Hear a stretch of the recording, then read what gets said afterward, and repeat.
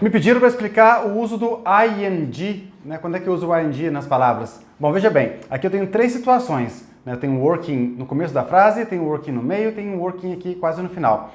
A primeira tradução de working que vem na cabeça é trabalhando, né? Mas nem sempre, hein? Nem sempre. No começo aqui, qual que é o verbo? Working is good for you, ou trabalhar é bom para você, trabalhar te faz bem. Aqui o verbo é is, né? Então esse aqui é o verbo.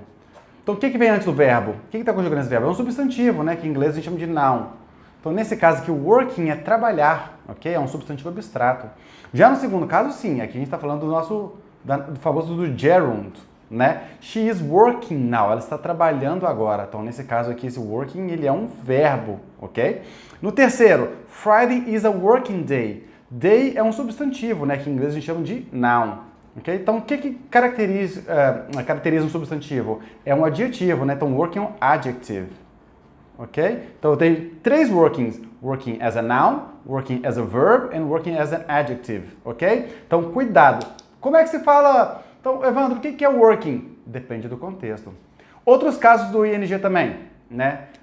My wife is good at sleeping. Todas as vezes que eu tiver que utilizar um verbo depois de uma preposição no caso aqui, at, esse verbo tem que vir com ing. E pode ser qualquer preposição. I'm responsible for teaching. Ok? Sempre tiver um verbo depois de uma preposição, esse verbo tem que vir na forma do ing, com exceção do verbo to, que muitas vezes o to é o infinitivo, né? E para completar, tem alguns casos também que depois de certos verbos, o verbo principal vai ter que vir na forma do ing também. Por exemplo, I hate cooking. Todas as vezes que eu utilizar hate, que significa odiar, detestar, né?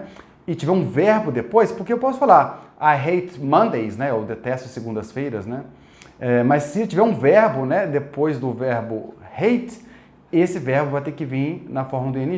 E igual a hate tem uma série de verbos, I don't mind cooking, I enjoy cooking, enfim. Tem uma lista de verbos que, claro, a gente tem que memorizar com o tempo, que depois desses verbos, se tiver um verbo depois, esse verbo vai vir no ing. Ok? See you guys!